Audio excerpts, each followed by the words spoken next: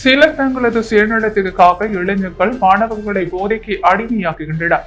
படம் சம்பாதிக்கலாம் என கூறி சிறுவர்களை போதைப் பொருள் வெறுக்க தூண்டுகின்றனர். அது மன்னிக்க முடியாத குற்றமாகும். அப்படிப்பட்ட நபர்கள் சட்டம் மூலம் கடுமையாக தண்டிக்கப்பட வேண்டும் என முதலமைச்சர் ரங்கசாமி தெரிவித்துள்ளார். புதுச்சேரியில் காவல்துறை சார்பில் சர்வதேச போதை ஒழிப்பு மற்றும் தடுப்பு விழிப்புணர்வு தின பேரணி நேற்று மாலை நடைபெற்றது. உருளையன்பேட்டை காவல் நிலையத்திலிருந்து புறப்பட்ட பேரணி கடற்கரை காந்தி சிலை திடலில் நிறைவடைந்தது. அங்கு நடைபெற்ற உறுதிமொழி ஏற்பு நிகழ்ச்சியில் பங்கேற்ற முதல்வர் ரங்கசாமி பங்கேற்று பேசும் பொழுது, நாட்டின் வளர்ச்சி இளைஞர்கள் மாணவர்கள் கையிலே உள்ளதால் அவர்கள் ஆரோக்கியமாக இருப்பது அவசியம். ஆனால் தற்பொழுது இளைஞர்கள் மாணவர்களிடம் சில தீய பழக்க வழக்கங்கள் உள்ளன. குறிப்பாக போதைக்கு அடிமையாக்கும் நிலையில் அவர்கள் உள்ளனர். போதைப் பொருட்களை பயன்படுத்துபவர்களின் உடல்நலம் பாதிக்கப்படுவதுடன் அவர்களது நல்ல சிந்தனையும் அழிகிறது. ஆகவே போதைப் பொருட்களால் நாட்டின் வளர்ச்சியும் பாதிக்கப்படுகிறது. சிலர் தங்களது சுயநலத்திற்காக இளைஞர்கள் மாணவர்களை போதைக்கு அடிமையாக்குகின்றனர். பணம் சம்பாதிக்கலாம் என கூறி சிறுவர்களை போதைப் பொருள் வெறுக்க தூண்டுகின்றனர். அது மன்னிக்க முடியாத குற்றமாகும். அப்படிப்பட்ட நபர்கள் சட்டம் மூலம் கடுமையாக தண்டிக்க வேண்டும். போதைக்கு அடிமையானவர்களுக்கு தங்களது செயல்பாடே தெரிவதில்லை. ஆகவே நாம் போதைப் பொருட்களுக்கு அடிமையாக மாட்டோம் என உறுதிமொழி ஏற்பது அவசியம் என்றார். போதை தடுப்பு விழிப்புணர்வு உறுதிமொழியை மாணவர்கள் ஏற்றனர். இதையடுத்து விழிப்புணர்வு கலை நடனமும் நடைபெற்றது.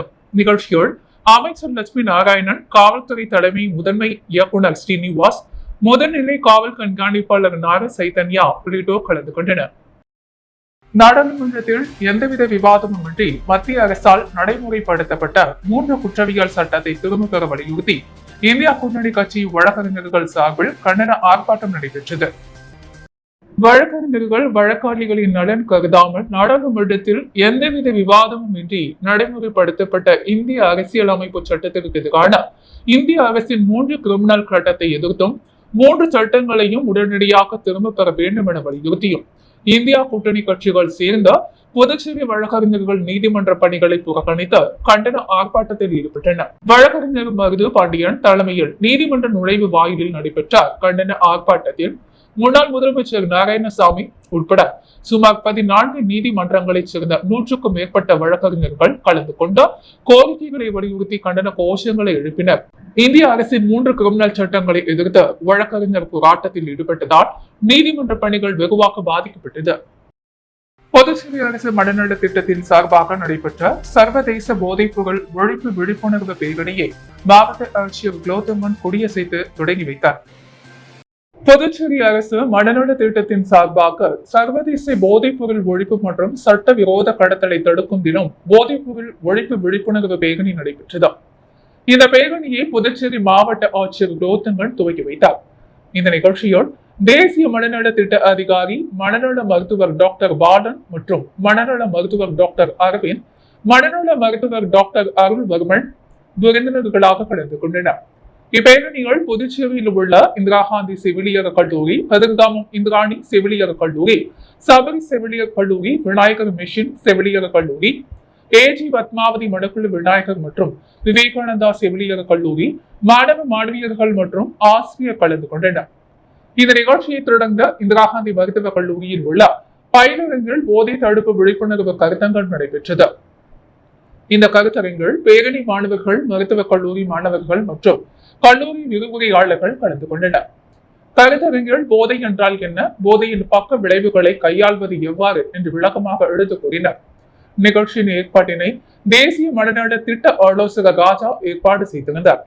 இந்த நிகழ்ச்சியில் 350க்கும் மேற்பட்ட மாணவ மாணவிகள் கலந்து கொண்டனர். மரக்கணம் அருகே கிழக்கு கடற்கரை சாலையில் நடந்த கார் விபத்தில் புதுவை காவலர் உட்பட 2 பேர் உயிரிழந்தது குறித்து சிசிடிவி காட்சிகள் தற்போது வெளியாகி அதிர்ச்சியை உண்டாக்கியுள்ளது. நோடாங்குப்பம் பகுதியைச் சேர்ந்தவர் செல்வம், வயது 38. இவர் புதுச்சேரி காவல்துறையில் காவலராக பணியாற்றி வந்தார். இந்நிலையில் இவர் தனது நண்பர் சாமுவேல் மற்றும் தனது உறவுக்கார பெண் உட்பட 4 பேருடன் சொந்த வேலை காரணமாக காரில் சென்னைக்கு சென்றார். ஈசிஆர் சாலை வழியாக வீடு திரும்பும் பொழுது வெடாங்கப்பட்டு பகுதியை கடக்கும் பொழுது எதிர்பாராத விதமாக விபத்து ஏற்பட்டது. காவலர் செல்வம் சம்பவ இடத்திலேயே உயிரிழந்தார். இதனை கண்டு அதிர்ச்சியடைந்த பொதுமக்கள் பலத்த காயங்களுடன் இருந்த சாமுவேல் உட்பட 3 பேரை மீட்டு ஆம்புலன்ஸ் மூலம் ஜிப்மர் மருத்துவமனைக்கு அனுப்பி வைத்தனர். ஜிப்மர் மருத்துவமனையில் அனுமதிக்கப்பட்ட சாமுவேல் தீவிர சிகிச்சை பலனின்றி இறந்துவிட்டார். மற்ற இருவருக்கும் சிகிச்சை அளிக்கப்பட்டு வருகிறது. இது குறித்து சுனாபிட் போலீசார் வழக்கு பதிவு செய்து விபத்து குறித்து விசாரணை நடத்தி வருகின்றனர். இந்த நிலையில் இந்த கார் விபத்து குறித்த சிசிடிவி காட்சிகள் தற்போது வெளியாகியுள்ளது. விக்கிரவாண்டி சட்டப்பேரவை தொகுதியின் திமுக வேட்பாளர் அன்னியூர் சிவா புதுச்சேரியில் பேராசிரியரை சந்தித்து ஆதரவு கூறினார். விழுப்புரம் மாவட்டம் விக்கிரவாண்டி சட்டப்பேரவை இடைத்தேர்தலில் திமுக சார்பில் அன்னியூர் சிவா போட்டியிடுகிறார். இவருக்காக புதுவை மாநில திமுக அமைப்பாளர் சட்டமன்ற உறுப்பினர் சிவா தலைமையிலான திமுகவினர் தீவிர தேர்தல் பணியில் ஈடுபட்டுள்ளனர். இந்நிலையில் கிறிஸ்துவ மக்கள் ஆதரவை கோரும் வகையில் புதுச்சேரி மிஷன் வீதியில் உள்ள புதுச்சேரி கடலூர் உயர்மறை மாவட்ட பேராயர் பிரான்சிஸ் கலிஸ்ட்ரி விக்கிரவாண்டி திமுக வேட்பாளர் அன்னியூர் சிவா நேரில் சந்தித்து ஆதரவு கோரினார். பேராயர் ஆசிர்வதிப்பதாக கூறினார். இந்த சந்திப்பின் பொழுது புதுவை மாநில திமுக அமைப்பாளரும் எதிர்கட்சித் தலைவருமான சிவா, விழுப்புரம் தெற்கு மாவட்ட திமுக பொறுப்பாளர் கௌதம சிகாமணி, புதுச்சேரி திமுக சட்டமன்ற உறுப்பினர்கள் அனிபால் கென்னடி, சம்பத் செந்தில்குமார் ஆகியோர் உடனிருந்தனர். மணவெளி தொகுதியைச் சேர்ந்த வீடு கட்டும் பயனாளிகளுக்கு பிரதம மந்திரி வீடு கட்டும் திட்டத்தின் கீழ் தவணை தொகை வழங்கும் நிகழ்ச்சி சபாநாயகர் எம்பலம் செல்வம் தலைமையில் நடைபெற்றது. புதுச்சேரி அரசு குடிசை மாற்று வாரியம் மூலம் பிரதம மந்திரி வீடு கட்டும் திட்டத்தின் கீழ் மணவெளி தொகுதியைச் சேர்ந்த 108 பயனாளிகளுக்கு கல்வீடு கட்டுவதற்கான ரூபாய் 1,65,00,000 நிதி உதவி தொகை பெறுவதற்கான அரசாணைகளை தொகுதி சட்டமன்ற உறுப்பினரும் சட்டப்பேரவை தலைவருமான ஏம்பலம் செல்வம் என்ற காலை தவணக்குப்பத்தில் உள்ள தனது இல்லத்தில் பயனாளிகளுக்கு வழங்கினர். இதில் முதல் தவணையாக 2 நபர்களுக்கு 1,20,000 ரூபாய் வீதம், ரூபாய் 2,40,000 இரண்டாவது தவணையாக 91 நபர்களுக்கு 1,60,000 ரூபாய் வீதம், ரூபாய் 1,45,000 6,000 ரூபாயும், மூன்றாவது தவணையாக 15 நபர்களுக்கு 17,50,000 ரூபாய் என மொத்தம் ரூபாய் 1,65,50,000 பயனாளிகளுக்கு அவரவர் வங்கிக் கணக்கில் தவணைக்கு ஏற்ப தொகை வரவு வைப்பதற்கான அரசாணைகளை சட்டப்பேரவை தலைவர் அவர்கள் பயனாளிகளுக்கு வழங்கினர். இந்த நிகழ்ச்சியில் குடிசை மாற்று வாரியம் இளநிலை பொறியாளர் பாஸ்கர், கள பொறியாளர் மெல்கிதாஸ், பாஜக மாநில விவசாய அணி தலைவர் ராமு, கிருஷ்ணமூர்த்தி ரெட்டியார், விவசாய அணி மாநில பொதுச் செயலாளர் சக்தி பாலன், கூட்டுறவு சங்க முன்னாள் இயக்குநர் சக்திவேல், மாவட்ட துணைத் தலைவர் மணிகண்டன், முன்னாள் கிராம பஞ்சாயத்து தலைவர் ராஜா, ஞானசேகர், ஆண்டியார் பாளையம் சிவா உள்ளிட்டவர்கள் கலந்து கொண்டனர். உருளையன்பேட்டை தொகுதியில் பொதுப்பணித்துறை மூலம் நடைபெற்று வரும் பணிகளை சட்டமன்ற உறுப்பினர் நேரில் சென்று பார்வையிட்டு ஆய்வு செய்தார். புதுச்சேரி உருளையன்பேட்டை தொகுதிக்குட்பட்ட பகுதிகளில் பொதுப்பணித்துறை மூலம் திருமுடி நகர் முதல் தெரு மற்றும் 2வது தெருக்களில் புதிதாக கழிவுநீர் குழாய்கள் மற்றும் கழிவுநீர் தொட்டிகள் அமைக்கும் பணிகள், வீதிகளை சீரமைக்கும் பணி, சுப்பையா நகர், ஆல்பா பள்ளி அருகில் புதிய கழிவுநீர் வாய்க்கால் அமைக்கும் பணி போன்ற பல்வேறு பணிகளை விரைந்து முடிக்க வலியுறுத்தி புதுச்சேரி உருளையன்பேட்டை தொகுதி சட்டமன்ற உறுப்பினர் நேரு என்கிற குப்புசாமி தலைமையில் மேற்கொண்ட ஆய்வின் பொழுது பொதுப்பணித்துறை தலைமை பொறியாளர் தீனதயாளன் மற்றும் பொதுப்பணித்துறை செயற்பொறியாளர்கள், உதவி பொறியாளர், இளநிலை பொறியாளர் மற்றும் பல பொதுப்பணித்துறை அதிகாரிகள் பலர் கலந்து கொண்டனர். மேலும் ஆய்வின் பொழுது அப்பகுதிகளைச் சேர்ந்த மனிதநேய மக்கள் சேவை இயக்கம் பிரமுகர்கள் பலர் உடனிருந்தனர்.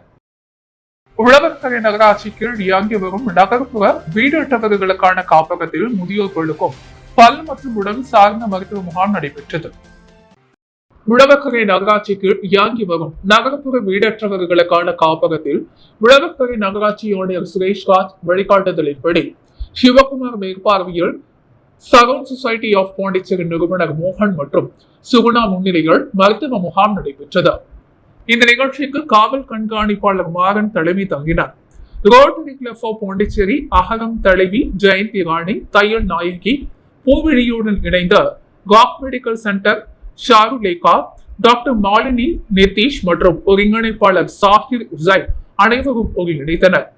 காப்பகத்தில் தங்கியிருக்கும் முதியோர் அனைவருக்கும் பல் மற்றும் உடல் சார்ந்த நோய்க்கான அறிகுறிகள் அறிந்த நாடி பரிசோதனை செய்யப்பட்டு சிகிச்சை அளித்தனர். இந்நிகழ்ச்சியின் ஏற்பாடுகளை செவிலியர் சீதா, காப்பகத்தின் பொறுப்பாளர் மிஸ்பா மற்றும் சகாயா செல்வி ஆகியோர் செய்திருந்தனர். முடிவில் ஷோபனா மோகன் நன்றி கூறினார். புதுச்சேரியில் பெண்ணிடம் அதிக லாபம் சம்பாதிக்கலாம் என ஆசை காட்டி 13,17,000 ரூபாயை மர்ம நபர் நூதனமாக மோசடி செய்தது குறித்து போலீசார் விசாரித்து வருகின்றனர்.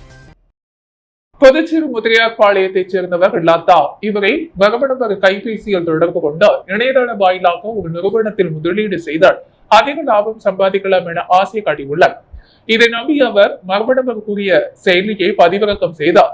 அதில் பல தவணைகளில் 13,87,000 ரூபாயை முதலீடு செய்தாராம். அப்பொழுது அவருக்கு லாபம் கிடைத்திருப்பதை போல கணக்கில் காட்டியுள்ளது. ஆனால் அதனை அவரால் எடுக்க முடியவில்லை. லாபம் பணத்தை எடுக்க வேண்டுமெனில் மேலும் முதலீடு செய்ய வேண்டும் என மர்மநபர் கூறியுள்ளார். இதனால் தான் ஏமாற்றப்பட்டதை அறிந்த லதா இது குறித்து புதுச்சேரி கோரிமேடு பகுதியில் உள்ள இணையதள குற்றப்பிரிவில் புகார் அளித்தார். இது குறித்து போலீசார் வழக்கு பதிந்து விசாரித்து வருகின்றனர். மேலும் புதுச்சேரி இணையதள குற்றப்பிரிவு போலீசார் வெளியிட்ட செய்திக்குறிப்பில் கைபேசி வாயிலாக நுண்குற்றப்பிரிவு போலீசார் என கூறி மர்ம நபர்கள் சம்பந்தப்பட்டவரை விதிமீறிய ஆபாச படங்களை பார்த்ததாக கூறி பணம் பறிக்க வேண்டதால் அது குறித்து அருகில் உள்ள காவல் நிலையத்தில் புகார் அளிக்க வேண்டும் என குறிப்பிட்டுள்ளனர். வாரிசுதாரர்களுக்கு கருணை அடிப்படையில் தினக்கூலி ஊழியர்களாக பணி நியமனம் செய்து அதற்கான நியமன ஆணைகளை முதல்வர் ரங்கசாமி வழங்கினார். புதுச்சேரி அமுதசுரபி கூட்டுறவு பண்டக சாலையில் பணியின் பொழுது உயிரிழந்த ஊழியர்களின் வாரிசுதாரர்களுக்கு கருணை அடிப்படையில் வேலை வழங்க முதலமைச்சர் ரங்கசாமி உத்தரவிட்டிருந்தார். அதன் அடிப்படையில் 6 ஊழியர்களின் வாரிசுதாரர்களுக்கு தினக்கூலி ஊழியர்களாக பணி நியமனம் செய்யப்பட்டதற்கான ஆணையினை முதலமைச்சர் ரங்கசாமி இன்று புதுச்சேரி சட்டப்பேரவையில் தனது அலுவலகத்தில் வழங்கினார். அப்பொழுது சட்டப்பேரவை தலைவர் செல்வம், அமுதசுரபி நிர்வாகி இந்திரமோகன், மேலாண் இயக்குனர் ஐயப்பன், மேலாள் சுரேஷ் ஆகியோர் இருந்தனர். மணவெளி சட்டமன்ற தொகுதியில் மேற்கொள்ளப்பட வேண்டிய சாலை வசதிகள், கழிவுநீர் வாய்க்கால் வசதிகள், குடிநீர் வசதிகள் உட்பட மேம்பாட்டு பணிகள் குறித்த ஆய்வுக் கூட்டம் சட்டப்பேரவை தலைவர் செல்வம் தலைமையில் சட்டப்பேரவை வளாகத்தில் உள்ள சட்டப்பேரவை தலைவர் அலுவலகத்தில் நடைபெற்றது.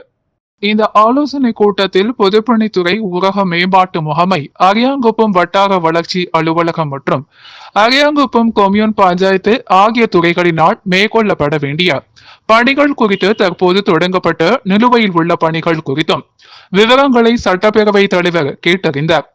திட்ட மதிப்பீடு செய்யப்பட்டுள்ள பணிகளை விரைந்து துவங்க வேண்டும் என அதிகாரிகளுக்கு சட்டப்பேரவை தலைவர் உத்தரவிட்டார். குறிப்பாக தவளக்குப்பம் ஆனந்தா நகர் பகுதி, பூர்ணாங்குப்பம் முதல் புதுக்குப்பம் வரை, தாளக்குப்பம் முதல் நல்லவாடு புதுக்குப்பம் வரை, அபிஷேக பாக்கம் முதல் TN பாளையம் வரை பிரதான சாலைகளை உடனடியாக அமைக்க வேண்டும் என அதிகாரிகளை கேட்டுக்கொண்டார்.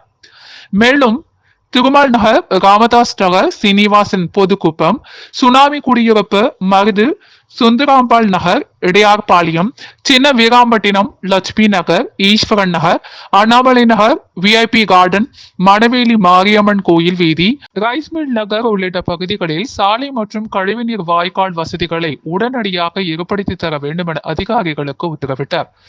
இந்த ஆய்வுக் கூட்டத்தில் ஊரக மேம்பாட்டு முகமை திட்ட இயக்குனர் அருள்ராஜ், அரியாங்குப்பம் வட்டார வளர்ச்சி அதிகாரி கார்த்திகேசன், உதவி பொறியாளர் ராமன், இளைநிலை பொறியாளர் சிவஞானம், பொதுப்பணித்துறை, கட்டிட மற்றும் சாலைகள் தெற்கு கோட்ட செயற் பொறியாளர் சந்திரகுமார், உதவி பொறியாளர் கோபி, இளைநிலை பொறியாளர் நடராஜன், அரியாங்குப்பம் கொம்யூன் பஞ்சாயத்து ஆணையர் ரமேஷ், உதவி பொறியாளர் அகிலன், சுரேஷ், சரஸ்வதி உள்ளிட்ட அதிகாரிகள் இக்கூட்டத்தில் கலந்து கொண்டனர். ஒப்பிளம் தொகுதியில் உள்ள பிரான்சுவா தோப்பு மற்றும் ராசு உடையார் தோட்டத்தில் உடைந்த ஆபத்தான சாலையை அதிகாரிகளின் உதவியுடன் சட்டமன்ற உறுப்பினர் அனிபால் கென்னடி சீர் செய்த பொதுமக்களின் கோரிக்கையை நிறைவேற்றினார். புதுச்சேரி ஒப்பிளம் தொகுதியில் உள்ள பிரான்சுவா தோப்பு மற்றும் ராசு உடையார் தோட்டத்தில் ஒப்பிடாத கால்வாய் வரை செல்லும் யூ வடிவ வாய்க்காலின் மேலே அமைத்திருக்கும் ஸ்லாப் உடைந்து இருப்பதாக சட்டமன்ற உறுப்பினர் அனிபால் கென்னடியிடம் அப்பகுதி மக்கள் தொலைபேசி மூலம் தெரிவித்தனர். பின்னர் இது குறித்து நகராட்சி உதவி பொறியாளரிடம் தெரியப்படுத்திய சட்டமன்ற உறுப்பினர் சம்பவ இடத்திற்கு நேரில் வரவழைத்த பொதுமக்கள் முன்னிலையில் அதிகாரிகளிடம் ஆய்வு மேற்கொண்டு உடனடியாக போர்க்கால அடிப்படையில் சேதமடைந்த அனைத்து உடைந்த ஸ்லாப் கட்டைகளை சீர் செய்ய வலியுறுத்தினர். அதன் அடிப்படையில் ஒரு வாரத்திற்குள் 10க்கும் மேற்பட்ட இரும்பு கிரீல் கம்பிகள் வைத்து சேதமடைந்த இடங்கள் சீர் செய்யப்பட்டதா. அதனை இன்று நேரில் ஆய்வு செய்த சட்டமன்ற உறுப்பினர் அனிபால் கென்னடிக்கு பொதுமக்கள் சால்வை அணிவித்து நன்றிகளை தெரிவித்தனர்.